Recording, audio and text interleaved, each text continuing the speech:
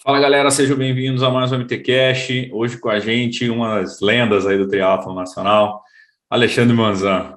Bom, na década de 90 o Brasil figurava ali sempre no topo, sempre no pódio, né, do circuito mundial, graças a Leandro Macedo, que esteve aqui no episódio 16, e agora com Alexandre Manzan. O Manzan foi vice-campeão mundial, ganhou várias etapas da ITU, foi um dos caras que brigou muito para que não houvesse o vácuo na ITU. Enfim, foi um fator até que o desmotivou bastante, apesar de ter tido bons resultados mesmo com o vácuo.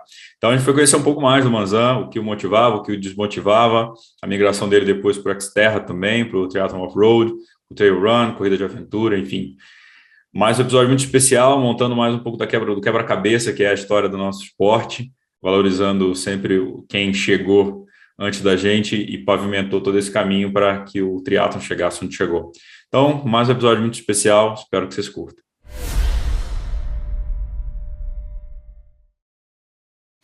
Fala galera, sejam bem-vindos a mais um MTCast. Hoje com a gente, Alexandre Manzan. Fala Manzan, beleza, cara? Bom dia, tudo bem?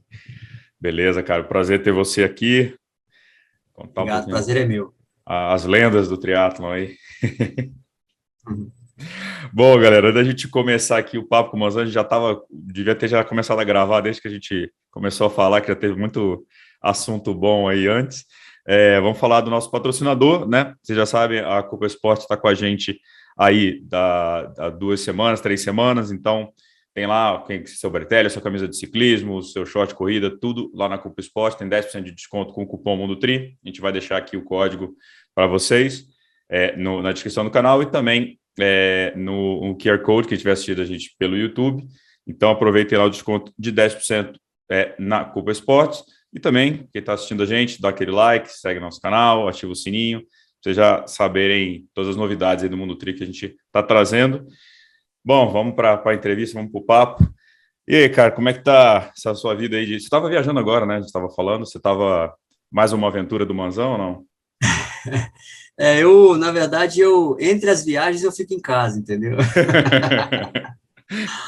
Eu sou bem ativo, assim, eu gosto bastante de viajar, apesar de que a pandemia atrapalhou bastante, né? Quem gosta de sair de casa, eu sou totalmente outdoor e realmente me atrapalhou muito. Mas ainda assim, morando em Brasília, a gente ainda tem uma vantagem em relação a isso, a gente sai de casa, já é praticamente uma área verde, né?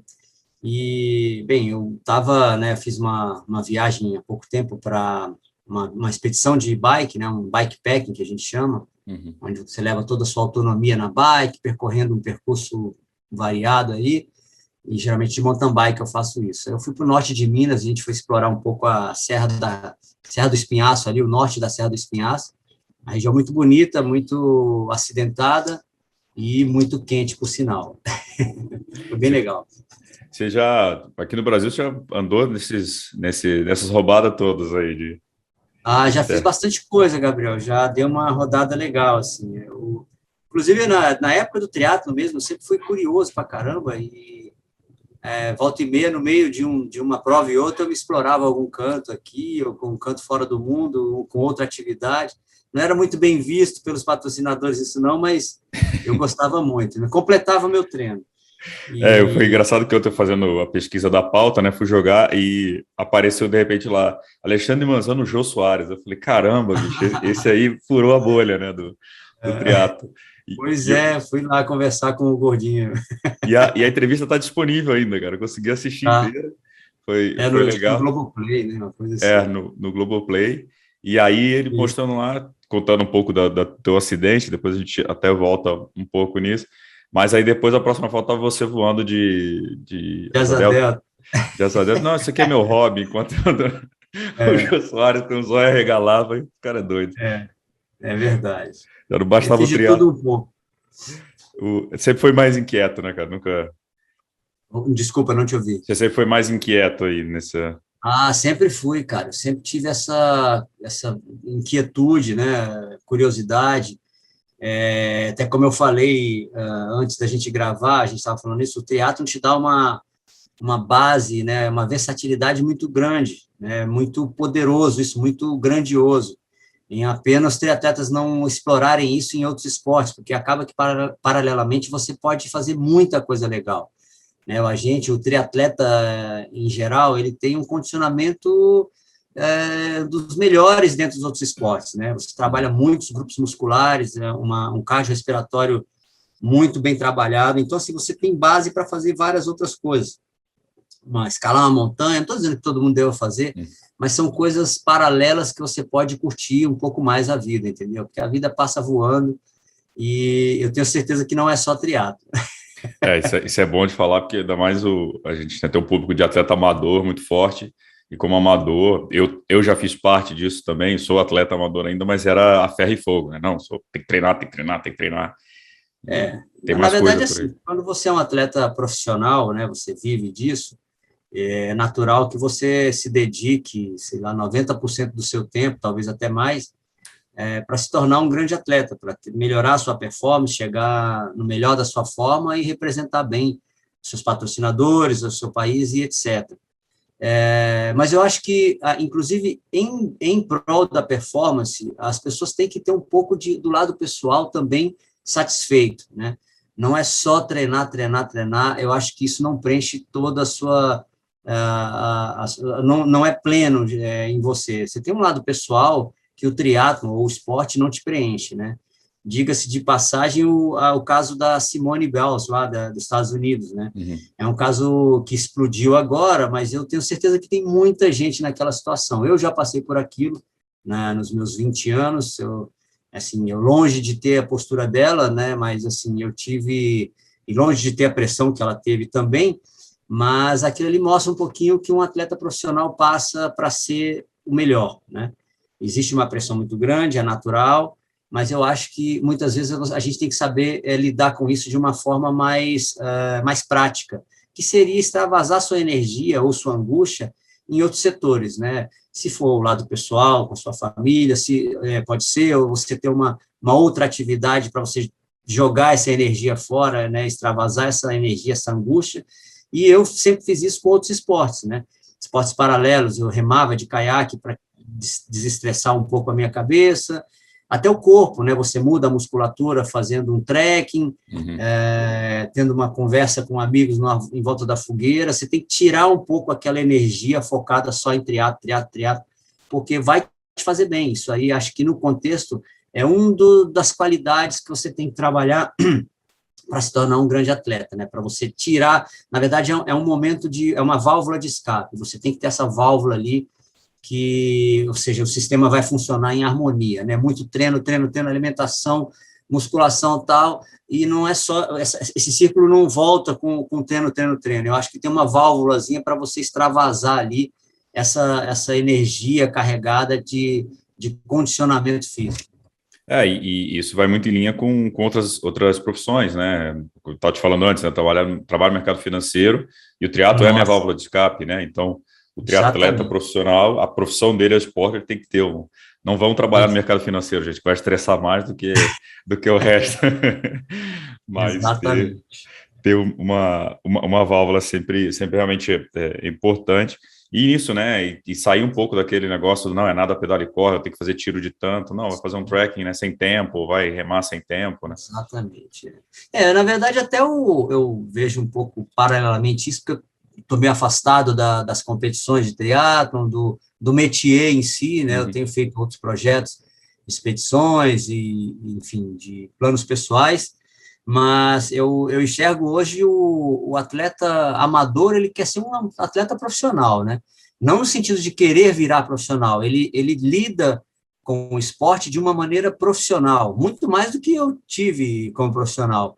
Eu acho isso um exagero, eu acho isso perde um pouco a pitada, porque o atleta amador, ele é amador, né? Eu acredito que o esporte na vida do atleta amador é um plus a mais na vida dele. Ele tem um trabalho, ele tem uma família, ele tem outros compromissos, e a válvula de escape seria o esporte, né? E isso está se invertendo. Isso é normal para um atleta profissional, você ter o contexto inteiro voltado dentro do esporte e algo mais para extravasar, que seria uma atividade extra ali, como eu falei. O atleta amador hoje, ele está virando atleta profissional, incluindo trabalho, família e outras atividades. Isso é muito ruim, porque o ambiente do esporte, vamos tirar nem a vida da pessoa, porque se ele optou por isso, é problema dele, né? Uhum. Mas eu acho que o ambiente dentro de uma competição está carregado hoje. As últimas provas que eu fui assistir, não tem mais um astral de um esporte, de uma empatia Família, né? entre um e outro, né? Assim, virou uma coisa, uma competição, virou o quartinho do pânico ali da natação, virou uma competição de triatlo, todo mundo querendo ganhar do outro, não tem mais uma socialização, uma risada, e isso na minha época tinha muito, inclusive entre os profissionais. Então, assim, essa profissionalização que o esporte está tendo, forçada, inclusive pelo amador, eu não vejo com muito bons olhos, entendeu? Eu acho que isso tem que ser, enfim, o atleta que vira profissional, ele tem que ter essa seriedade, né? Mas o atleta amador, ele tem que levar isso como um hobby, né? E isso é bom para o esporte, é bom para ele. De uma certa forma, é difícil de explicar isso para quem está no auge ali, tentando buscar uma forma perfeita, mas é benéfico, porque você melhora quando você está relaxado. Se estiver muito tenso, a sua energia não vai ser canalizada da maneira que tem que ser. Eu acredito nisso. E acho que tem muito amador treinando como profissional e profissional que não treina, não tem a mesma condição, né, do amador, né? Tipo, você vê atleta amador com médico, fisioterapeuta, nutricionista, não sei o quê, aí sai do negócio, faz botinha, e tem muito atleta profissional que nem tem acesso a essas coisas, você vê, fala, caramba, os caras realmente vivem para o triatlo e tem o trabalho ali que paga o salário dele de vez em quando. Na verdade, eu acho que esse perfil de atleta que você acabou de falar, ele é um atleta profissional que optou por correr no amador. Não é amador, entendeu? Ele é um atleta profissional e optou por correr no amador, exatamente pelo que você falou. Eu penso dessa maneira, na verdade. Isso é um perfil de atleta profissional. Então, você vai competir como profissional, né? Se você tem toda essa estrutura de triatlon, de treinamento, assessoria, até recuperador, e tem massagem, hora marcada para isso, para aquilo, 500 mil atividades fora o treino de natação, ciclismo e corrida, você já não é mais um atleta amador, né? Você é um atleta profissional, você está vivendo para o triatlo. Só não ganha dinheiro, né? O dinheiro vem de outra forma. Então, assim, eu acho que você tem que competir como profissional. E o amador tem que ser amador. O amador é outra pegada, né? Ele tem que curtir o esporte. Até porque dali, você tendo essa curtição, essa interação com as pessoas, com os atletas, com o esporte, você provavelmente vai se tornar um profissional muito bom, né? Porque sabe separar as coisas e vai entender bem a progressão da sua performance. Não, legal, boa reflexão, cara. Isso aí acho importante, até que a galera realmente, estando dentro, você vê, muita ferro e fogo, um sabe o tempo do outro. Eu acho que hoje com rede social ainda, né? Nossa, o cara fez pra tanto, correu para tanto, fica toda aquela história, uma pressão gigantesca, né? Como você falou, uma competição, né? Ferrenha o ano inteiro, tenso naquele negócio, o cara tem uma outra função, né? Outro trabalho, às vezes não está rendendo o trabalho porque está pensando no triatlo, né?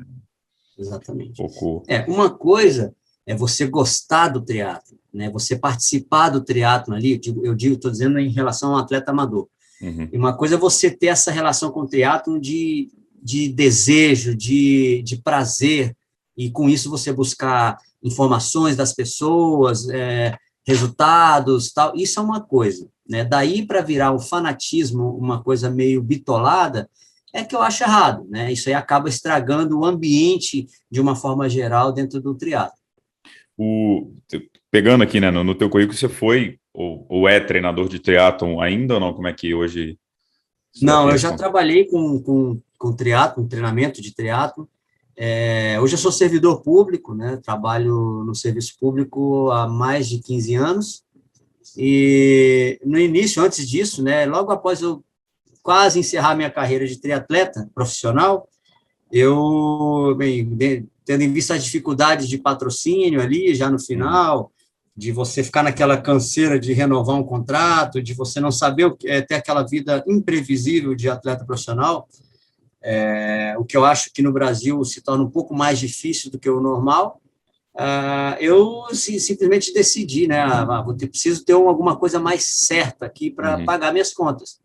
E aí eu comecei a dar treinos de triatlon, de corrida de aventura.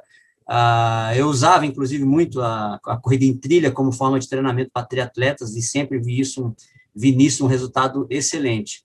Mas, voltando ao assunto, eu dei treino por pouco tempo, porque eu entendi que naquela época, isso foi 2000, começo dos anos 2000, mais ou menos, 2002 ali, eu ainda não, o esporte, a assessoria esportiva ainda não tinha esse respeito e esse valor que tem hoje, né? Uhum. Hoje em dia, cara, se você quiser trabalhar com isso sério, você vai trabalhar muito, mas você vai ter um volume de inscritos ali, de clientes muito grande, né? Mas nessa época não era assim. Então, eu senti uma dificuldade muito grande de ter uma coisa estável, que era o que eu realmente queria. E aí eu resolvi estudar para concurso, hoje eu estou ali no serviço público e abandonei um pouco os treinamentos. Uma coisa que me desmotivava também em relação a treinamento é assim, eu sou muito dedicado em tudo que eu Uhum. faço, eu jogo minha energia 97% dentro do que eu gosto de fazer. E uma vez que eu caí ali para estudar, tal, foi assim, foi rápido, né, inclusive. Mas voltando ao assunto do treinamento, eu gastava energia com aquilo ali, eu fazia um treinamento elaboradíssimo, entendeu? Uhum. Pegava os horários livres da pessoa e tentava imaginar vários treinos no local do trabalho da pessoa. Eu tenho pouco tempo, então você vai fazer isso, você sai daqui, vai ali no parque, tem uma entrada ali perto do teu trabalho. Enfim, eu gastava energia com isso. Chegava no final do mês, a gente ia sentar para conversar, como havia sido a planilha e tal. Muitos, não, acabou que eu não fiz, acabou que eu não pude. Então, assim, é muito desanimador, né? Para quem vem do Uhum. triatlo profissional como eu vim, e sabe como esses detalhes são muito importantes, de você gastar aquela energia ali e essa energia simplesmente ir para o ralo. Tudo bem, recebia para isso? Claro que recebia, mas não é um trabalho útil, né? É Uhum. uma coisa que você não vê resultado. E aí tinha também aquela questão de, puta, a primeira coisa que o cara corta é o treinador, né? Aí eu tava lá, o cara, e aí, vamos lá, vamos para o segundo mês aqui de treinar, eu vou ter que sair porque eu tirei nota baixa na escola, minha mãe não vai pagar. Então, assim, isso me desmotivou muito, né? Eu acho que mudou um pouco essa questão da assessoria, hoje tem um valor melhor, mas Uhum. hoje eu já estou em outro caminho, não é mais o caso. Não, que a gente estava falando, né, questão de gadget, essas coisas, fala, pô, imagina a Manzão hoje, chega os caras, falam, não, mas meu Training Peaks, não sei o quê, Manzão, não, larga isso aqui, vai correr na trilha, os caras vão ficar doidos com você, né? Cara, você sabe que eu tenho um amigo, um grande amigo, inclusive, que faz algumas viagens comigo. Ele começou a treinar há pouco tempo com o Abraão Azevedo, do mountain bike, que é Uhum. uma pessoa que, inclusive, admiro bastante aqui de Brasília. E ele começou a treinar porque estava meio perdido. Ele também é da área de educação física, mas já é aposentado e tal. E aí ele, preciso ter mais foco nos meus treinos. Eu falei, cara, pega um treinador bom, né? E ele vai é mais para ter uma motivação, um compromisso de treino. Isso é muito É. importante para quem treina, né? Inclusive quem é técnico, às vezes o cara treina com outra pessoa exatamente para ter um compromisso de treino, né? De você, cara, eu preciso entregar esse treino de certa forma para outra pessoa. E quando você se treina, essa é a grande desvantagem. Você acaba fazendo a hora que você quer, do jeito que você quer, e acaba diminuindo muito do ideal. Mas voltando ao assunto do meu colega, ele foi treinar com o Abraão, e o Abraão é totalmente high-tech, gadget puro. Ele tem o treinamento dele na plataforma, no Training Peaks, e são 500 mil variáveis, né, cara? E aí eu acompanho isso por conta do meu amigo, que agora, ele era meio old school também, como eu, mas começou a se empolgar com os treinos do Abraão, e, cara, o cara fica só, vê o GPS, marca tudo, passa para a plataforma, o treinador avalia e fala a sua zona de estresse, não sei o que lá. Cara, é muito, muito, assim, eu acho interessante, claro, assim, o parâmetro ficou muito mais fiel, muito mais legal. O cara anota a musculação, anota a natação, anota tudo. Que hora que subiu, que hora que o coração está. Enfim, é muito interessante. Mas eu acho que a sua relação com o esporte, pessoal com o esporte, diminuiu demais, entendeu? Você está sempre. Inclusive, o cara fala para ele: se você não tiver com o polar, o coração ligado ali, volta para casa e pega, nem sai para treinar. Então, assim, é surreal, virou uma coisa muito, É. muito, muito condicionada, muito, muito dependente do gadget ali, né? Eu, assim, olho isso com eu vejo o lado bom disso, de você ter um aproveitamento muito melhor do seu treino, sem Uhum. dúvida, mas a sua relação com o esporte ficou muito mecânica, muito virtual, né? E eu não gosto muito disso, isso é pessoal, né? Eu gosto de ter essa relação mais íntima. A minha relação com intensidade é totalmente percepção de esforço, eu não uso nada, né? E até para saber, para nem saber se eu estou num dia ruim e tal, se a cabeça está boa, vamos torcer o cabo, né? Então é melhor, eu prefiro assim, né? Uhum. Uma coisa pessoal. E na minha época de treinador, eu sempre passei isso também, era realmente percepção de esforço. E eu acredito assim, eu vejo isso muito nas viagens, nas expedições que eu faço de caiaque, de mountain bike, você ter essa percepção de esforço bem afiada, bem afinada pela experiência, pelo treinamento, você consegue tirar mais de você mesmo, entendeu? Porque assim, você entra numa prova, uma prova de 100 quilômetros de ciclismo aí, cheio de montanhas. O interessante é você saber a intensidade que você está, o tanto de hidratação que você está tendo e o tanto o nível de esforço que você está botando nos pedais ali em relação aos seus adversários, à altimetria do percurso, e trabalhar isso internamente. Porque você entregar isso para uma maquininha que está dizendo diminui a potência, aumenta a potência, eu não gosto. Né? A minha relação com o esporte é diferente, ela é mais natural, ela é mais íntima. E hoje não tem como falar que isso aí melhora muito a performance, melhora, mas é ponto de vista. Aquilo que você falou, né? Otimiza muito essa questão de treino, você ter algumas métricas, mas se eu levar isso a ferro e fogo na prova, você nunca vai ser um campeão mundial, e ser um atleta profissional, não vai ser campeão se ele não, às vezes, jogar o gadget fora e arriscar uma coisa que fala, não, a potência está falando que eu não posso, está ali o título mundial na tua frente, você vai ficar olhando isso aqui ou você vai tentar, né? Exato. Exatamente. Eu não faço parte da geração dos gadgets, né? Eu sou mais old school mesmo, e meus resultados expressivos no triatlon foram todos conquistados sem isso, nem existia. Eu tenho várias histórias, inclusive, que conto em palestras, em rodas de amigos, que são histórias incríveis de superação e de conversas internas, né? De você entender que, assim, cara, o corpo não dita tudo aqui, que dita é a cabeça. Então, assim, imagina se você tem um equipamento dizendo que o seu corpo está apto até aqui, mas sua cabeça quer lá. É o que você acabou de falar, você vai acabar perdendo grandes oportunidades, né? Eu não sei se a geração nova aprendeu a lidar com isso de maneira diferente, a gente pode estar falando uma grande besteira aqui, mas pode até ser que essa geração que usa esses equipamentos tenha isso já consciente dentro de si mesmo, dentro de seus treinamentos e provas, que aquilo ali é um recurso, né? E que você pode usar aquilo ali para o seu benefício e mais o seu lado mental aí para completar. Não sei, né? Vai saber. Não me interessa. Bom, então vamos falar um pouquinho do teu período aí, para a galera que tá no podcast, fala, mas quem é esse tal de Manzan aí? Quem é esse cara? O que esse cara sabe do triatlo, né?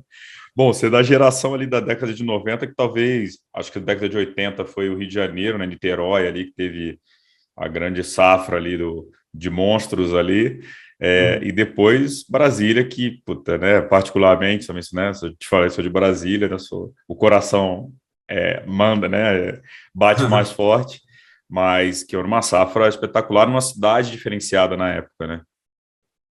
Sim, momento diferenciado. Sem dúvida. Verdade. Brasília, realmente, tinham atletas concorrentes nossos que falavam que a gente já tinha um doping natural que era morar em Brasília. Facilitava muito. Hoje Brasília, acho que quem vai acompanhar, quem não é de Brasília, acaba acompanhando mais, quem seguir talvez o Vinícius Canhedo vai ver ele pedalando, treinando por Brasília, para ter uma ideia do que é Brasília, né? Mas imagino, hoje já tem muito carro, imagino na década de 90 era muito mais tranquilo, né? Já foi bem melhor, já foi muito legal, assim. Não que não seja, a gente ainda tem uma qualidade de vida muito interessante aqui, mas era surreal, não dá nem para explicar como isso aqui era. Se eu te falar que eu saía, até vergonhoso falar, mas eu saía de sunga meio-dia para treinar, pegava a Avenida Central de Brasília, dava uma volta pelo Distrito Federal inteiro e voltava. Isso sem risco muito de acidente, assalto nem pensar, né? Então, assim, era realmente surreal. Fora, assim, a altitude, vamos falar de 1.000 metros acima do nível do mar, não é muita coisa, mas te dá alguma coisinha a mais. O calor, né, a secura, que aqui a gente tem praticamente 6 meses sem chuva, tudo isso facilitava muito o treinamento, isso aí não tem dúvida. Fica cascudo, legal, né, cara? Não tem jeito, né? Com certeza. E quando tem mais atletas fortes, o cenário era muito forte na década de 90, né, do duatlon, triatlon, né? A gente teve uma época, foi 1990, a década de 90, Uhum, foi muito rica aqui no DF, né? A gente realmente virou um polo, porque triatlon era eixo Rio-São Paulo, né? uhum, Praticamente Rio-São Paulo é que tinham grandes atletas e grandes provas, né? Grandes não, porque naquela época não tinha nada grande ainda. Acho que o Troféu Brasil estava começando a crescer mesmo. Naquela época, em 90, acho que foi o auge do Troféu Brasil também. Mas esse polo foi quebrado, nessa polarização de Rio-São Paulo, com o Leandro Macedo aqui em Brasília, e na sequência vieram vários outros atletas comigo, a Glaia Menezes, é uma pioneira aqui do triatlon também, e aí a gente começou a botar a cara lá embaixo, lá na litoral, e começou a mostrar que o Brasília tinha um grande celeiro de atletas, né? A gente botou muita gente em categoria no alto do pódio, e realmente foi uma época muito bonita para a cidade. E aí, naturalmente, as provas começaram a crescer aqui, uhum. né? A gente tinha prova aqui que era o evento da cidade, era onde as meninas iam para se encontrar com os meninos, que os pais saíam de casa com o cachorro para ver os filhos competirem, tinha muita gente que levava até uma churrasqueirinha para fazer uma carne ali durante a prova.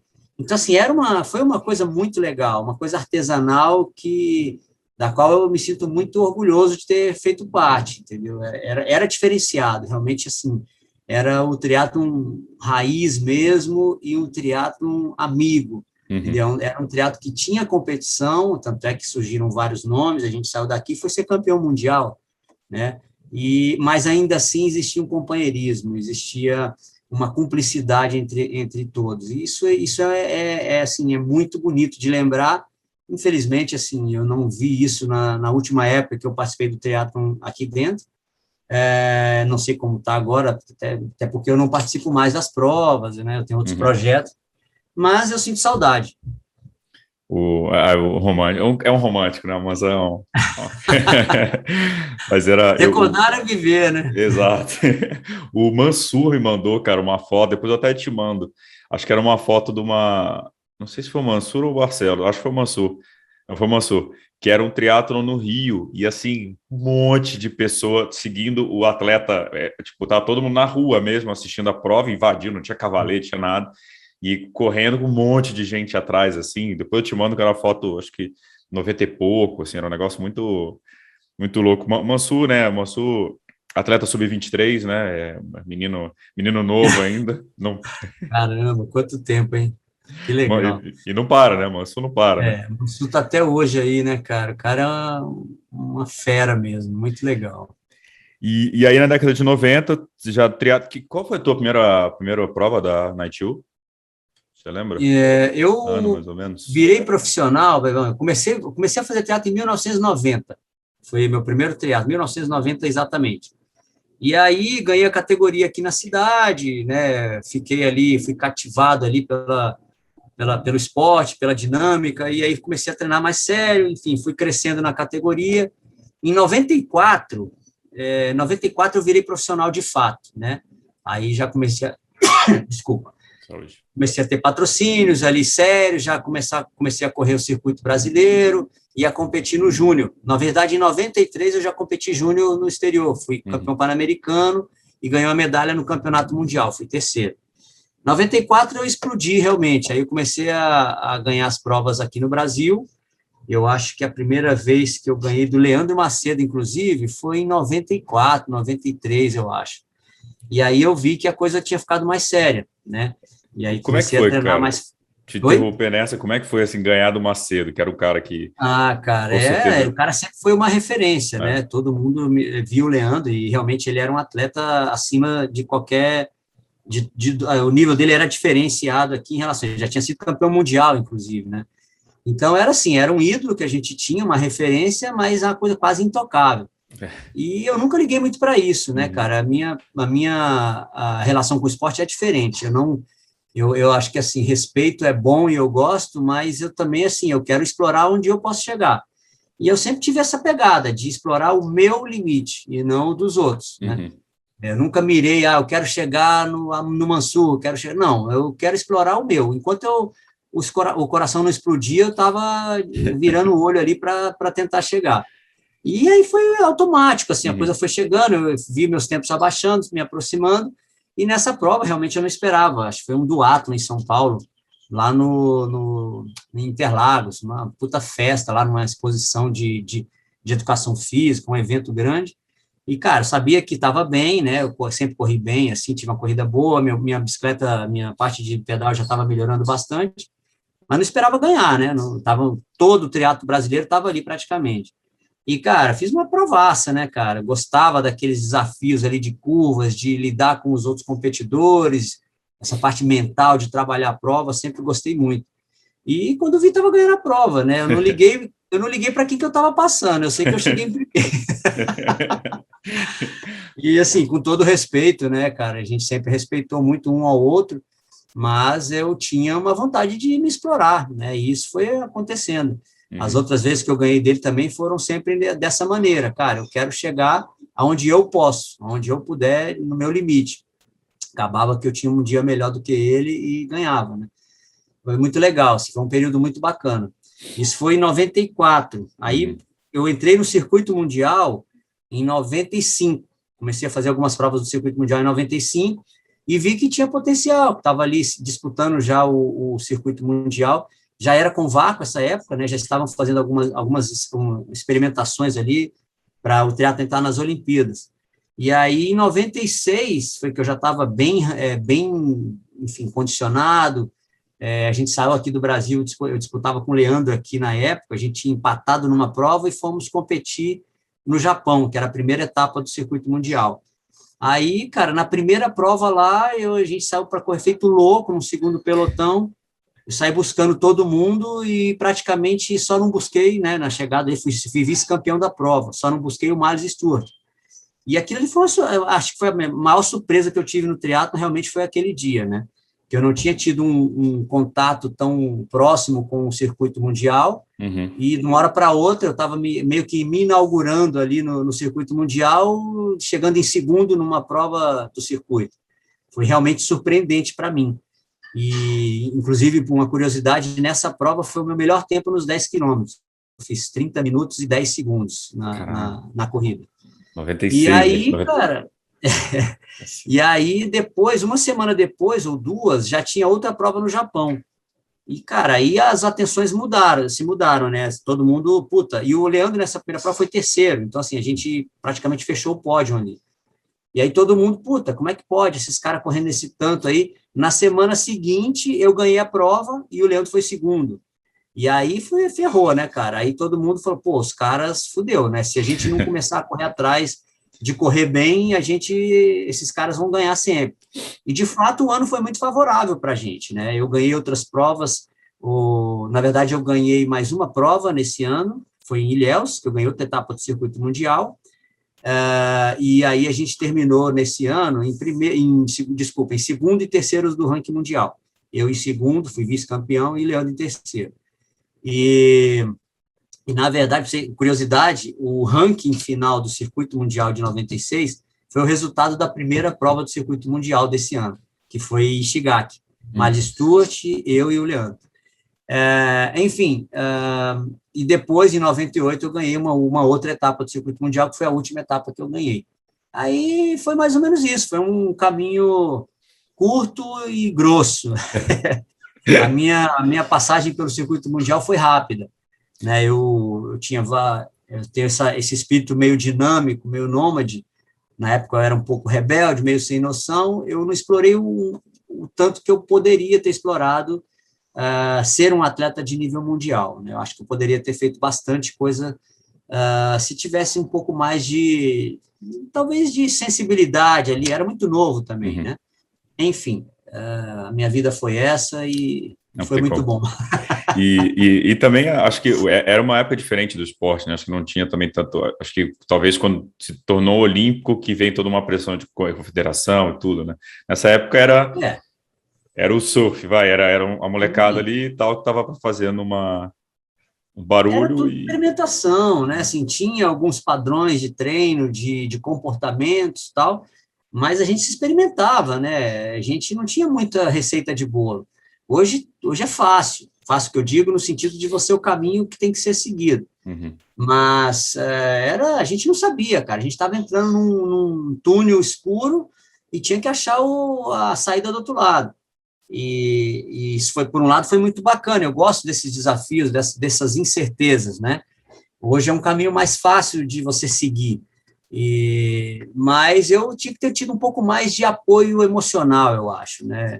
Uma terapia ali, um psicólogo do esporte, que hoje existe bastante, né? Eu era um moleque porra louca, entendeu? Eu era um garoto que gostava pra caramba de fazer força, mas não tinha muito controle, né? Eu tinha potência sem controle.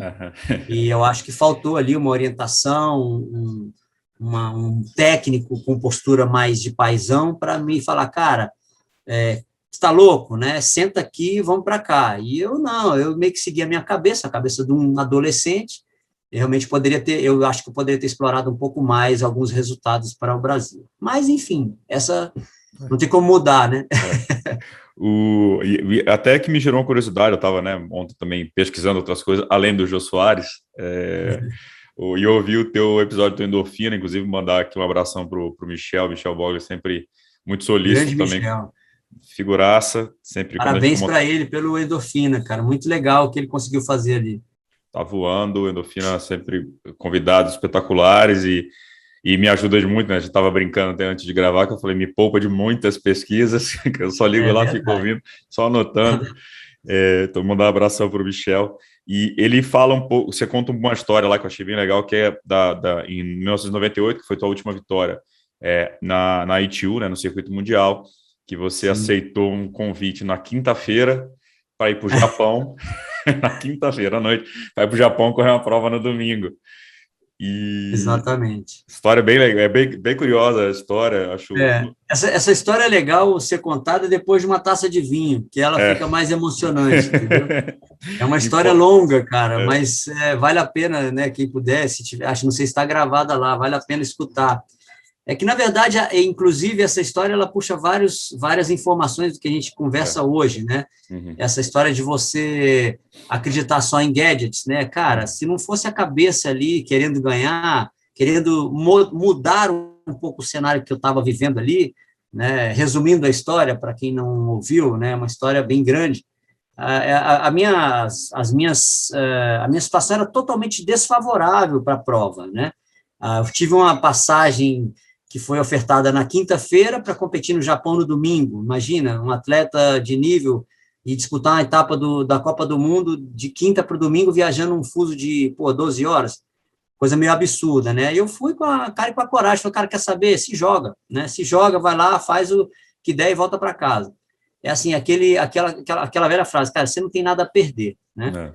E aí, dentro da prova, foi o início da prova totalmente desfavorável, né, muito ruim, difícil ali, aquela luta para se salvar, saindo mal da água, tentando trabalhar no pedal, e com as pernas, com a sensação horrível de cansaço, sabendo assim, tendo consciência de que a prova não era para você em hora nenhuma ali, né?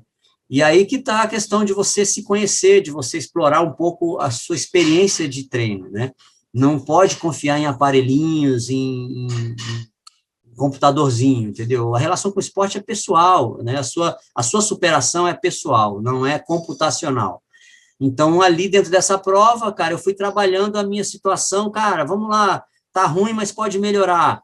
E fui brigando comigo mesmo ali, tentando entender o que ia acontecendo na prova. Não, agora completa, agora melhora um pouquinho, talvez agora você consiga um pontinho a mais, talvez agora você pegue um pouquinho de dinheiro. Fui trabalhando isso durante a prova, a história é bem bonita de ser contada, mas demora.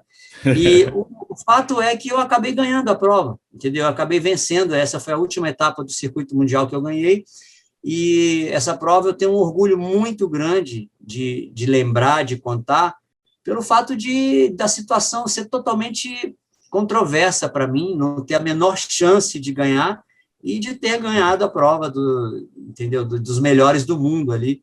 Inclusive, o vice-campeão da prova foi como é que chama o neozelandês, meu Deus do céu, que foi campeão olímpico, entendeu? Ele, 2 anos depois, ele ganhou a Olimpíada dessa prova. 2 anos não, acho que 2004. Mas, assim, é muito... Era Doherty? Não, Hamish Carter. Foi o Hamish Carter. Hamish Carter foi segundo lugar nessa prova, E, cara, foi muito bom ter, assim, você saber que você tira um coelho da cartola, se quiser, né? Uhum. E eu tenho certeza que um aparelhinho da sua bike não faz isso para você. Não faz. Eu acho que minha experiência, né, com o esporte é mais ou menos essa. Então, assim, eu acho que a sua relação com o esporte, isso me mostrou bastante, é pessoal, né? Você tem que ter muita intimidade com o seu corpo e com sua cabeça. Eu vou deixar para a galera aqui o link na descrição do episódio do Endorfina, que é bem legal, ele conta essa história inteira, é bem bacana. Vale a pena, que a história é divertida, você só pensava no Engraçado. sushi, né? Ah, vou comer um sushi lá. É É. bem engraçado, mas o que eu queria puxar do gancho também nessa história é que, como você falou, né, a ITU começou a fazer testes de incluir o vácuo, porque era uma demanda para que o triatlo entrasse nas Olimpíadas, né?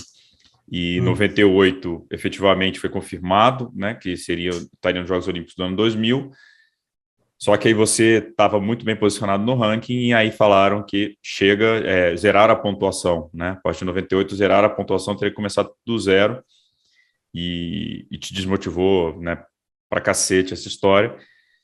E aí você foi nessa prova que você não tinha tantos pontos, não tinha nada, não sei se você já tinha corrido, não lembro se você tinha corrido alguma outra prova com ponto ali dentro dessa nova, né, janela. Você foi, ganhou a prova, e depois mesmo assim você não quis tentar os Jogos Olímpicos. Por que dessa vitória não rolou mais prova, você não quis tentar a vaga? Bom, aí a gente volta um pouco naquele caso da Simone Biles lá, né? Uhum. Cabeça. Eu sofri uma pressão muito grande ali, natural, lógico, Uhum. né? Os patrocinadores queriam ver um atleta na Olimpíada. E é aí que eu acho que faltou um apoio emocional ali, um apoio. Porque eu sempre fui muito bicho doido, bicho do mundo mesmo. Eu saí de casa cedo, fui explorar minha vida. Eu comecei a viajar para fazer triatlon sozinho com praticamente 15 anos de idade. E eu gostava disso, né? Isso aí me formou como ser humano uma pessoa mais forte, mais individual, mais safo, em todos os sentidos.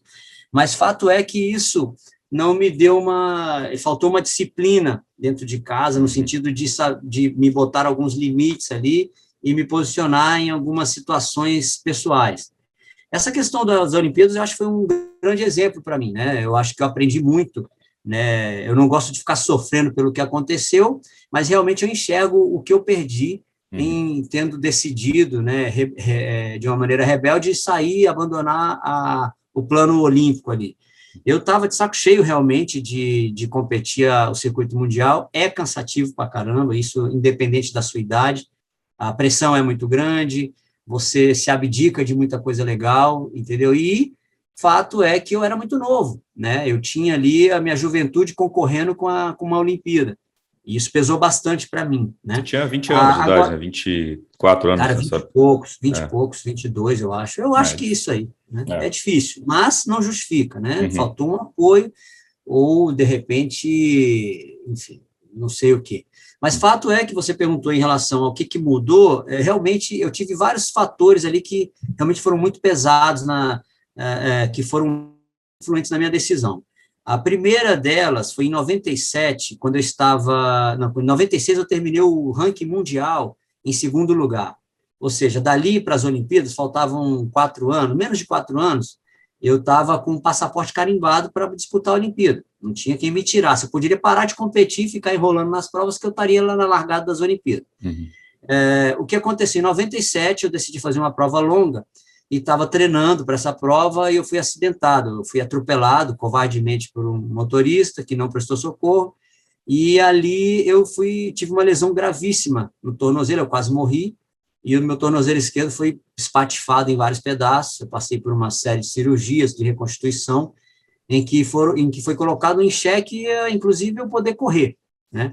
E isso foi em maio de 97, e 3 meses depois eu estava competindo, para você ter ideia. A minha vontade era tão grande de retornar a ser o que eu era, né? Eu perdi tudo de um segundo para o outro, eu não tinha mais nada. Então, cara, não, eu quero de volta. É a cabeça E de novo mandando, né? Que você falou. exatamente, a minha cabeça era, não, cara, não quero perder isso, não quero perder isso, e realmente eu voltei muito rápido, a minha recuperação foi espetacular. Mas hoje, inclusive, né, só abrindo um pouco aqui, eu tenho uma sequela absurda dessa cirurgia, eu tenho uma artrose absurda, que, diga-se de passagem, num futuro próximo eu preciso parar de correr, porque realmente está quase osso no osso. Isso é um detalhe da vida, né? Mas, enfim. Aí, o que aconteceu? Eu tive esse acidente, eu parei de competir no circuito mundial durante a minha recuperação, voltei do zero e ia voltar no circuito ali para manter meus pontos para as Olimpíadas. Logo que eu fui voltar, eu acho que foi logo antes, um pouco ali, a ITU decidiu zerar os pontos de todo mundo para ficar, confirmou a Olimpíada, o triatlo no calendário olímpico, e zerou os pontos de todos os atletas para tornar a disputa mais emocionante. Ou seja, dali todo mundo era igual, quem era campeão e quem era o último, todo mundo estava na mesma vala. Eu achei aquilo um absurdo, né, cara? A gente já vinha acumulando pontos há anos ali, brigando, sofrendo, viajando, e de uma hora para outra eles cortaram os pontos, zeraram para todo mundo brigar pela vaga olímpica. Eu achei, aquilo foi realmente desestimulante. Aí eu já estava nesse momento de pós-acidente, com a incerteza de saber que eu ia performar da mesma maneira. Isso foi terrível, foi muito desestimulante para mim. E aí tinha aquela questão da prova longa, que eu estava já há muito tempo querendo fazer e tal. Aí eu tenho certeza que, diante disso tudo, a minha cabeça se confundiu toda ali, quando eu acho que faltou um psicólogo, um amigo, de repente, para sentar comigo, porque, cara, meu amigo era o avião, entendeu? Eu estava de um lugar para toda hora, eu estava dentro do avião, mudando de para lá, ia competir ali e tal. Então, era difícil assim, cara, preciso conversar com alguém, eu preciso sentar, ouvir outras pessoas que me falam, olha, pensa, você tem que ir, isso é bom para você e tal. Faltou um pouco disso, mas realmente a minha cabeça estava bem confusa. E o fato foi que eu, mesmo assim, né, eu comecei a brigar pelos pontos, porque era interessante comercialmente para mim, né, manter meus patrocinadores financeiramente. E aí eu fui para o Japão, fui para outras provas, Suíça e etc., não tinha ido bem, né? Tinha ido bem, não tinha ganhado. Mas aí no Japão tive essa surpresa engraçada aí da história do sushi. E vi que poderia disputar a Olimpíada realmente. E aí foi meu grande erro, né? Eu falei, ainda assim, eu vi minha pontuação subiu para caramba, mas eu teria que estar meio que refém do circuito mundial pelos próximos 2, 3 anos ali. E, assim, de uma maneira, uma fragilidade que eu tive ali, eu decidi, não estou a fim de ir, abandonei, fui fazer prova longa. Uma decisão que eu tomei que, enfim, me arrependo, mas foi isso. Não, e é legal você falar, a gente entrevistou a Bia Neres, tem um tempo que ela também está no episódio, ela fala muito disso, que ela, cara, você viaja pra caramba, você pisa em vários países, mas você não conhece nada, porque não dá tempo, você chega, monta a bike, sai para treinou, competiu, o ambiente era pesado, porque era todo mundo competindo por vagas ou por negócios, confederações, a pressão, muitas vezes não são as provas que do teu perfil, então, porque às vezes é uma prova muito plana, então um cara bom no escalador, você não tem, essa de escalador é só a última etapa, ou nem vai ter esse ano, enfim. Então, você está fadado, às vezes, a não conseguir também se dar bem nas provas que não tem as suas características, e muito cansativo, né?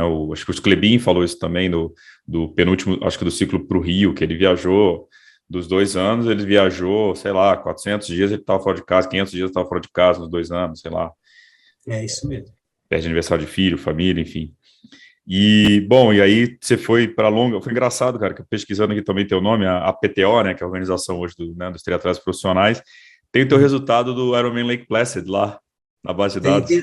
Eu fiz, acho que eu fui 15º, uma coisa assim. 15º, tem aqui tudo.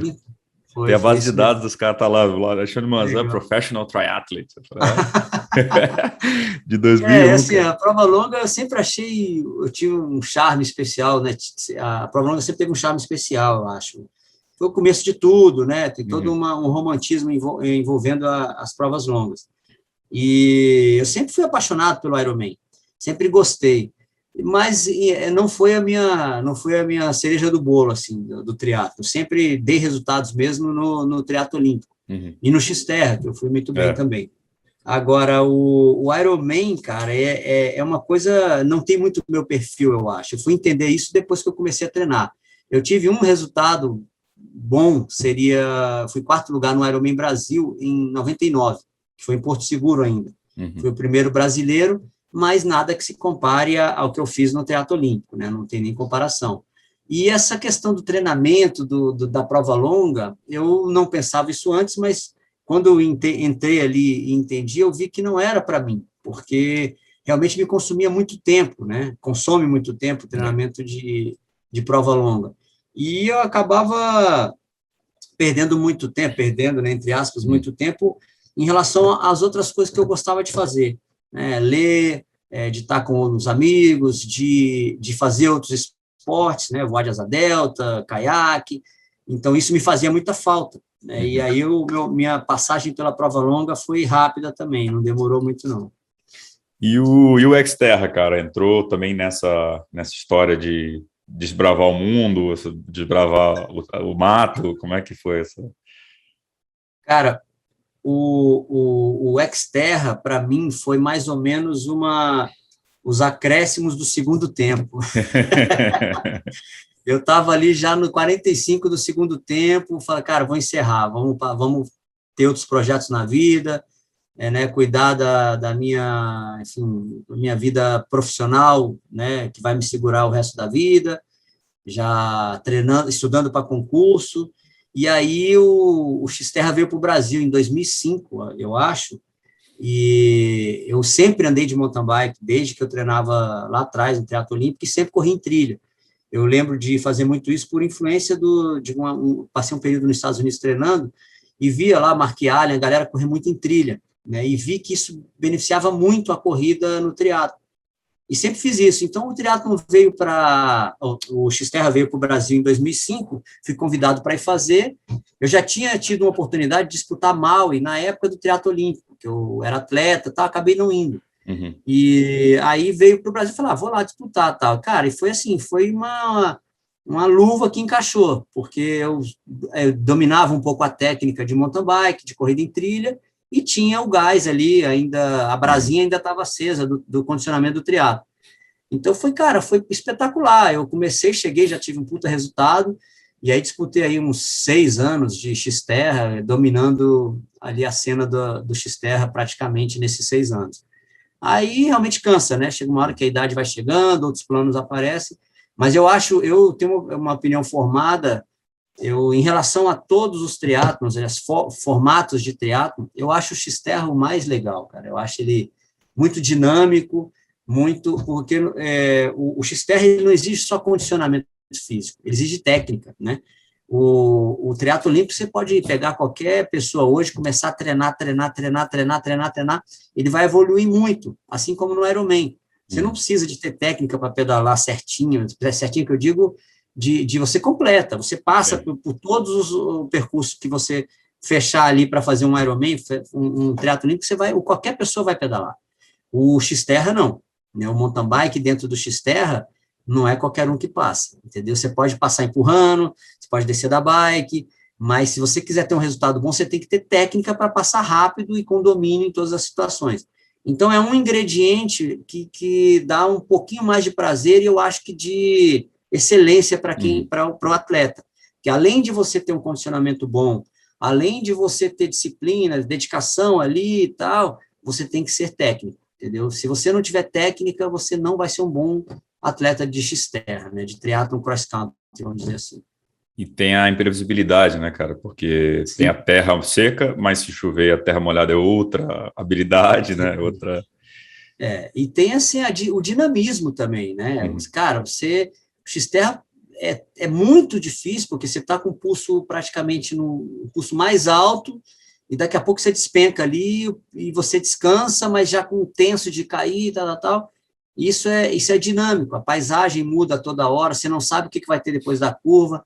Isso torna a prova, né, torna o atleta de Xterra um pouco mais safo, né, porque você está pronto, você tem que estar pronto para qualquer situação, né. Virei aqui, apareceu um buraco, puta, eu tenho que me virar, ou vai cair, ou vai contornar, ou vai pular, e essa imprevisibilidade me agrada demais, né, eu sempre gostei muito do Xterra. E outra coisa, eu tive a oportunidade de conversar com o pessoal do Xterra, conversei até com o Felipe Moleta recentemente. Também acho que a sensação de família, né? Talvez aquele triatlo onde a comunidade esteja mais unida ali, que você falou que tinha no começo, que hoje você não vê mais, né? Verdade. Engraçado, porque eu sou da segunda geração do triatlo no Brasil, mais ou menos falando, que eu cheguei em 90, né? essa sensação de família, de comunidade do esporte, eu passei em todos os estágios, todos os triatlons que eu fiz, todos os formatos. No começo, no triatlo tradicional existia, como eu falei, aqueles eventos aqui em Brasília, em Santos, lá no Troféu Brasil, cara, era uma família brasileira que se encontrava para fazer triatlo, era praticamente isso. E a gente se conhecia realmente, a gente chegava lá em Santos, dava um abraço na mãe do Akira, que é de São Paulo, que ia assistir a prova, fazia uma festa. Tinha o pessoal de Curitiba, o pessoal do Sul, o pessoal do Nordeste.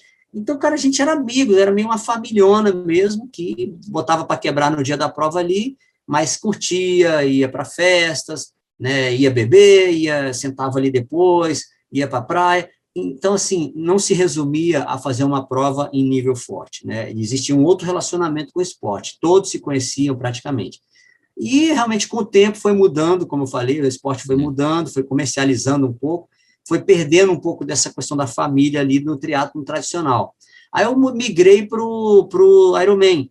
Quando eu cheguei no Ironman, era a mesma coisa, né? Isso aqui no Brasil, ainda existia aquele espírito da família, todo mundo se conhecia, era um núcleo de pessoas muito mais reduzido, logicamente, mas ainda tinha aquela satisfação de ter aquele amparo das pessoas que praticavam juntas ali a prova. Todo mundo se ajudava na prova, era bem legal. E aí, com o tempo, o Ironman foi comercializado demais, perdeu um pouco isso aí. E aí eu pulei para o Xterra. Cheguei no Xterra, tinha a mesma família, né? O Digão lá, o Moleta, o Zaca, cara, uma galera sensacional, e que a gente brigava ali, trocava um pau nas provas, mas que éramos amigos, somos amigos até hoje. Eu falo com alguns aí pelo Instagram, pelo WhatsApp. Volta e meia, eu estou lá na casa do Ivan Albano, encontro o Digão, a gente toma cerveja, já fiquei na casa do Zaca. Então, são pessoas que viraram irmãos do esporte. E que, se a gente for fazer uma prova hoje, os caras vão querer me sapecar de qualquer maneira, mas acaba a prova, é isso, é uma união muito legal. O Xterra ainda tem, eu já saí do Xterra, não saí porque acabou isso, mas, enfim, coincidentemente, você falou, mas eu peguei essas fases em todos os formatos de triatlo, graças a Deus. Que legal. E até falar para a galera que a gente lançou ontem, a gente está gravando, que de hoje, meu dia 16. Ontem a gente lançou já uma parceria com a Xterra, então quem for escrever em prova da Xterra tem cupom de desconto Mundo Tri, só entrar lá nos destaques do Mundo Tri, tem lá tudo. Tem 7% de desconto, se eu não me engano. Aproveitem lá para fazer. Eu sou um curioso, cara, até prometi pro pessoal da Xterra que numa live, então tá público isso que eu quero fazer, tô doido para fazer, é que eu tenho um cagaço danado de cair de bike e me machucar. Eu sou braço. Precisa de técnica. Eu sou braço demais, eu preciso aprender. Triatleta que só anda no asfalto e no rolo, a bike tá até no rolo ali, então preciso um pouco de tremedeira nos braços ali para poder acostumar. É divertido, você vai gostar. E depois Não, tô doido para fazer, cara. Tô bem curioso. Pelo menos ir para um trail run ali para ver, conhecer. Mas eu quero fazer, já tá na lista ali um Xterra, terminar um triatlo do Xterra para botar no currículo também, que essa... Recomendo. Não, eu vou fazer com o seu carimbo ainda agora que eu tenho que... A chancela ainda tem que fazer. E aí depois, o mato, essa parte de mato, né, o off-road te chama bastante, né, cara? Que depois você foi pro trail run, tem corrida de aventura, achei teu resultado até do Mont Tremblant aqui, né? Do Ultra Trail do Mont Blanc, né? O TMB lá tinha resultado TMB, seu.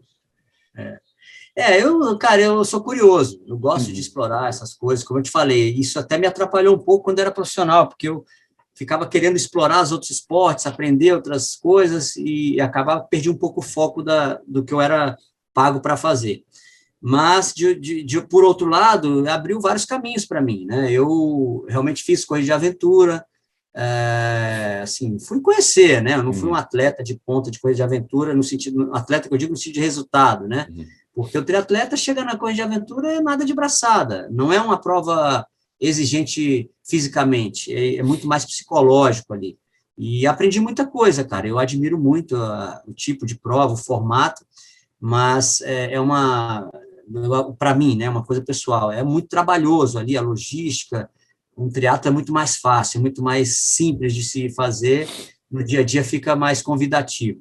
Agora, passei pela coisa de aventura, uma breve passagem, No trail run, foi meio que paralelo ao Xterra, né, faço parte ainda hoje da equipe Kailash, e fiz algumas provas bem legais, várias provas no Brasil, gostava das distâncias ali entre 20 km, e, enfim, aproveitei o que eu pude ali, mas por conta dessa lesão que eu tenho lá do acidente de 97, eu não posso fazer provas longas aí em trilha mais, porque eu tenho uma artrose muito extensa já no tornozelo, e eu tenho que segurar, assim, tentar segurar a progressão dessa lesão para continuar correndo, porque senão eu vou ter que parar mesmo de correr. Então, é isso, a minha vida no esporte foi essa. Na verdade, assim, eu continuo com outras atividades, né? Logo depois que eu deixei de fazer, que eu saí do Xterra, um dos motivos de eu sair foi exatamente porque eu queria... É muito difícil você se dedicar e se destacar em várias coisas ao mesmo tempo, né? Você tem que ter foco. E, como eu até disse antes, eu sou muito determinado.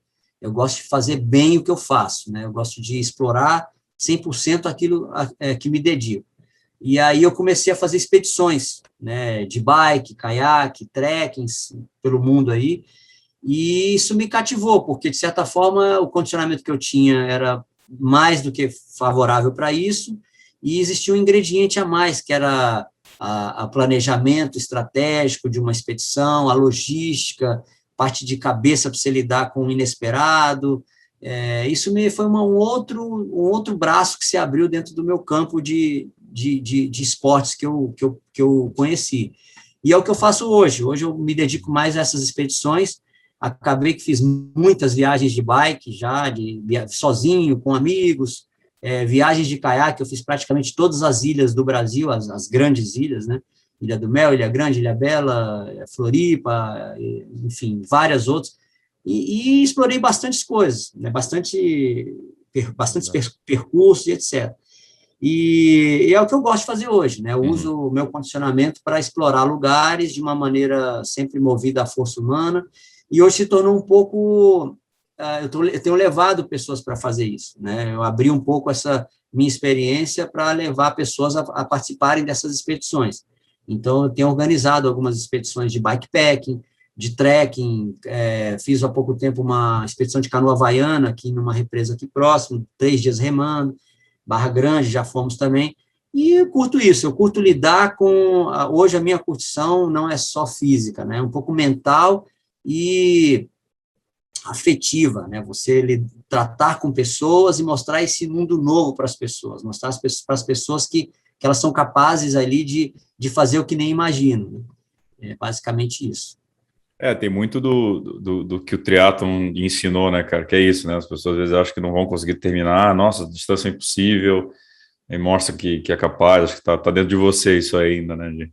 Total, total. Acho que eu tenho, assim, nítido na minha cabeça que o triatlo foi a minha formação física e mental, né? Tudo que eu sou hoje, eu não tenho dúvidas que foi o triatlo que me formou, né? Em todos os sentidos. Eu posso dizer que realmente todos os sentidos. Financeiramente, me deu uma base boa, psicologicamente nem se fala, né? Eu tenho uma cabeça muito forte por conta do que eu vivi pessoalmente com o triatlo.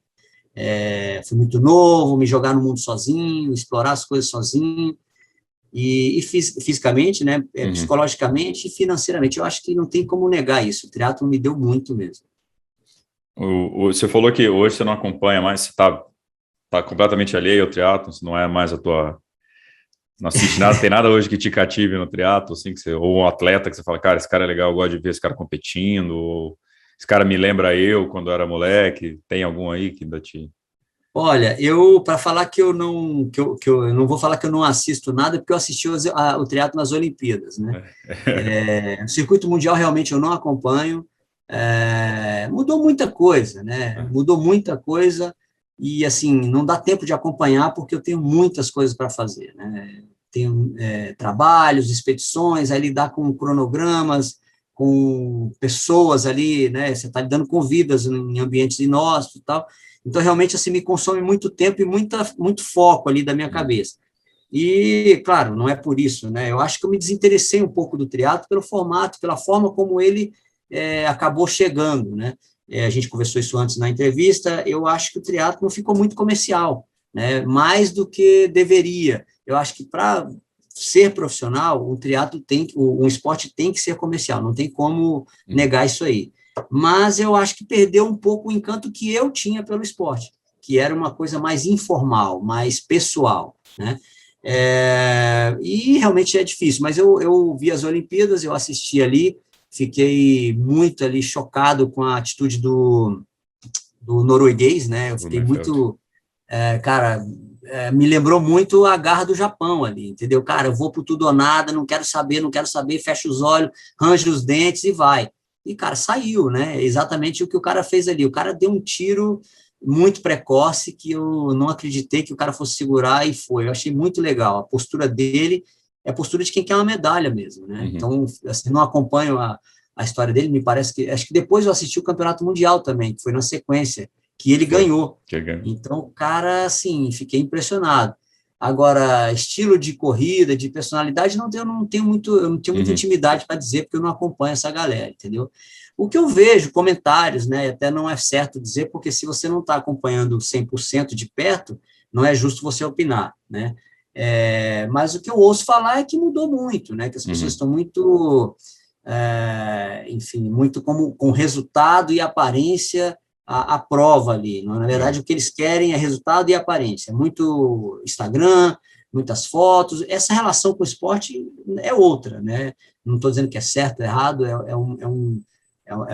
a dinâmica do esporte se encaminhou para isso. Mas eu vou te confidenciar uma coisa interessante aqui, que eu penso do esporte hoje, né? Da minha relação com o triatlo especificamente. O esporte nunca vai sair da minha vida, né? Eu vou morrer tentando fazer as coisas que eu gosto, explorando o meu físico e minha cabeça. Mas o triatlon, para mim, acabou, né? Eu acho que, assim, é uma passagem que todo atleta de nível tem que encerrar, né? Porque, assim, eu vejo hoje, com um certo receio, algumas pessoas da minha geração tentando tirar água de pedra ali, né? Tentando vender o resultado que fez lá atrás, que foi um puta campeão, e tentar, assim, provar para as pessoas que foi aquilo. Eu acho assim, a gente não deve nada para ninguém, entendeu? O que você fez está feito, está lá, você viu o meu papel aí de Lake Placid, do Japão, está escrito o meu nome aí. Quem quiser que vá lá e vá atrás dos resultados. Ninguém vai te tirar isso. Mas eu acho que o triatlon evoluiu, as outras pessoas estão tentando aparecer, apesar de que não tiveram resultados expressivos como na nossa geração, mas se acham no direito de serem os, né, foco de hoje.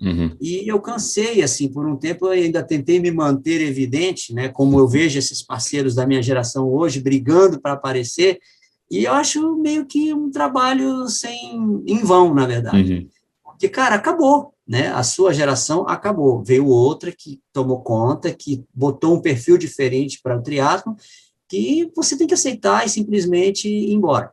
Tirando aí as pessoas que dependem do triatlon hoje para viver, né, que eu acho que realmente o cara vai ter que ficar fazendo trabalhinho de cachorrinho de circo ali para aparecer, é inevitável, o cara vai ter que fazer isso porque vive disso, mas eu tenho uma outra vida paralela, graças a Deus eu enxerguei isso e me desapeguei, entendeu? Porque, assim, é muito ruim você ter que ficar mostrando quem você é, sendo que as pessoas querem enxergar outra coisa.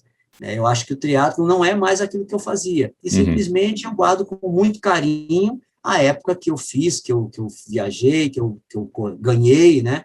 Mas isso não tem muito valor hoje, eu acho. Eu enxergo dessa maneira, assim, muito valor no sentido de foi muito mal aproveitado o que eu fiz, o que o Leandro fez. Eu acho que as pessoas simplesmente, não, vamos lá, já passou, agora é outro. Nisso eu acho que teria que ser mais explorado. Cara, confederação, cara, nunca me usou para... Usou, que eu digo usar mesmo, assim, não tentou nem me usar. Falei, cara, vai lá dar uma palestra, vai lá falar como foi isso, conta essa história do Japão. Nunca. Lamentável, porque, assim, eu acho que poderia ajudar muita gente, né? O caminho que a gente abriu, né? O Galindes fala muito isso, a gente abriu um caminho, só tinha mata, a gente abriu uma roça ali e tal, para a galera passar. Passaram e não fizeram igual. E isso poderia ter sido, né, a gente poderia ter sido mais trabalhado ali, de treino, de experiência, de cabeça, de tática, de rebeldia, né? A gente poderia ter passado para outras gerações. E já que não quiseram, né, a gente não, eu tenho essa posição, né, eu não gosto de forçar barras. Uhum, Não é para ser porque não é para ser. Então, realmente, eu me afastei um pouco do triatlo, né, por essas razões, uhum. e por não me sentir tão confortável no triatlo de hoje. Mas é isso aí, respeito quem tá e admiro quem continua brigando pelo esporte. É a tua biografia, né, cara? Fechou um Exato. capítulo, encerrou, vamos, né? Tem outro capítulo. Exato. O livro é longo, né? Não é um livro de um Até capítulo porque, assim, só. se você está num país de primeiro mundo, né, cara, você pega o surf, por exemplo, que o skate está se tornando, está indo no mesmo caminho. Uhum. As pessoas são irmãos, entendeu? Os concorrentes são irmãos. Mesmo que você tenha uma treta com as pessoas, com o concorrente, cara, você torce pela pessoa. Isso foi muito claro nas Olimpíadas agora com o skate. O surf é um pouco assim, né? Você Uhum. vê lá os grandes lendas ali, Derek Hall lá no Havaí, enfim, outros, Gary O Lopes, tal, Slater cara, tá os caras sempre torcendo para todo mundo também. peitam. Então, assim, e eles são pessoas que têm um grande valor no esporte. As pessoas não esquecem essas pessoas, né? Os outros surfistas novos não esquecem. E essa velha guarda quer apoiar essa geração nova, vai ali e tal, meio que tutela alguns ali, o Jojo Florence lá no Havaí, meio que cresceu nos braços dessa galera lá, Uhum. bora, tal, troca de informação. Isso não aconteceu com o triatlo, né? Virou meio que uma disputa de egos ali, eu vi de longe um pouco isso acontecer, de perto quando eu participava, e o caminho foi esse, também assim, eu não gosto de brigar contra a maré, né, lutar, mostrar para muita gente até levanta essa questão hoje, pô, mas você não acha que a gente tinha que lutar para o triatlo voltar a ser como era? Como eu acabei de falar, cara, aquele triatlo não existe mais, infelizmente acabou, e é o ciclo, cara, tem um ciclo É. novo aberto que vai ser desenvolvido, né, com a gente ou sem a gente. E não adianta falar, acho que tem muita vez, a geração anterior era melhor, né? Você vê isso muito na internet, né? Essa Isso. geração nova. É o que é, né? A geração mudou, é outra geração, é outro pedido, é outra. E acho até as provas nesse sentido mais eles se auto-intitulam underdogs, né? Os vira-latas aí, que são as provas mais roots hoje, que não tem kitzinho, não tem nada, e, cara, é fechar um espaço, ter segurança só para a galera poder pedalar, nadar e correr e fazer provas, né? A gente teve o Capixaba de Ferro agora é, foi em Guarapari. Não, acho que foi em Vitória, perdão, foi em Vitória. Velha, né? Uhum. É Vila Velha, perdão, é Vila Velha. Tem o próprio EV Triatlo aqui em São Paulo, acho que o próprio B515, né, uma prova que é mais ali da essência, né, do que é o Uhum. tri. E Eu até acho, falando perdão. eu vejo com bons olhos isso, porque, como a gente estava falando, cara, o triatlo ficou muito comercial, entendeu? Os caras começaram a organizar a prova para vender um kit com premium, né? Pô, cara, tu não faz triatlo para ganhar kit, né? É um brinde, é um incentivo a mais. E você escolhe o kit que você quer, tem isso, aquilo, o outro tem caramanhola, o outro tem meia de, sei lá. Cara, assim, essa questão de levantar isso aí, porque foi se tornando inviável você pagar um kit Sim. desse valor, né? Pagar um kit não, pagar uma inscrição desse valor. 5 pau, sei lá quanto é uma inscrição de Ironman hoje. E essa postura da galera fazer uma coisa, um underdog aí, eu acho muito legal. Porque isso mostra que as pessoas querem voltar com a essência, que é o quê? É você fazer o que quer. O triatlo é isso, é ir lá se degladiar ali durante a prova e pronto. O kit é uma Exato. consequência, né? O Exato. glamour da prova, a faixinha, o pórtico que sobe e desce e tal. Cara, isso é ave de Natal, né? É. O triatlo é ali, cara, nadar, pedalar e correr com segurança, como você falou. Então, olhe com bons olhos isso aí, com certeza. O Ribeiro nunca te convenceu, não, a fazer o B, cara? Você tá maluco. Ele já tentou, né, cara? Já tentou várias vezes, mas eu não tenho perfil para essa prova, cara. O meu perfil é pau e pedra ali, é rápido, é 2 horas, 4 horas de prova. Esse negócio de ficar dias fazendo triatlo não dá muito, não. Chega, né? No dia seguinte, eu quero fazer Não triatlo dá. hoje para amanhã poder andar de caiaque, no dia seguinte poder. Exato. Eu Negócio quero estar livre, cara. Eu quero fazer força e curtir, né? É um perfil particular. Show, cara. Para encerrar, eu sempre gosto de deixar uma pergunta mais filosófica aqui para o final. Qual que é o teu sonho hoje, cara? Cara, eu sou muito feliz, Gabriel. Eu realizei praticamente tudo que eu queria, né? Eu tenho muito foco e determinação para as coisas que eu quero. E eu acho que, assim, não tem nada hoje numa listinha de desejos pessoais que eu não tenha conquistado. Sou um cara muito simples também, meus desejos são sempre palpáveis, né, na medida do possível, e eu sou muito feliz. Eu acho que o meu sonho é postergar a minha vida de atleta, né? Eu não me considero mais um atleta, mas a minha vida de esportista. Hoje eu sou um esportista muito bem-sucedido. E quero continuar por muitos anos assim, se Deus quiser, cara, continuar explorando as minhas capacidades, as minhas parcerias. Eu gosto de estar com pessoas, então eu quero cada vez mais levar as pessoas para treinar, desenvolver o físico em meio à natureza, e meu sonho é continuar, cara. E por que não ver um país melhor, né? E sem entrar em detalhes aí, em tentar, já que assim, tentar deixar um legado para as pessoas que quiserem ter acesso a isso, né? Um legado de pureza dentro do esporte, como sempre fiz, né? Sempre fui muito limpo com isso, e de amor àquilo que faz. É só continuar do jeito que está, eu estou feliz. Fechado. Eu achei que você ia falar também que o sonho é o tornozelo voltar para o zero. Mas é basicamente isso, né, cara? Se eu continuar fazendo o que eu estou, ele tá segurando a onda. Enquanto ele não me falar que tem que parar, tá bom. Fechado. Mas, cara, queria te agradecer pelo papo. É bom ouvir essas histórias, ouvir, como eu te falei no áudio, né, que a gente estava conversando antes de gravar. Acho que é legal encaixar essas pecinhas e botando esse quebra-cabeça para montar essa linha do tempo do triatlon para a galera. Acho que o Brasil esquece muito rápido os ídolos, isso em todos os esportes. Isso eu acho. Eu sou Desculpa te interromper, Gabriel. O Brasil, ele não esquece só os ídolos. E o Brasil não tem história, cara. Entendeu? A cultura, infelizmente, muito triste isso, nós brasileiros não cultivamos a história de uma maneira geral.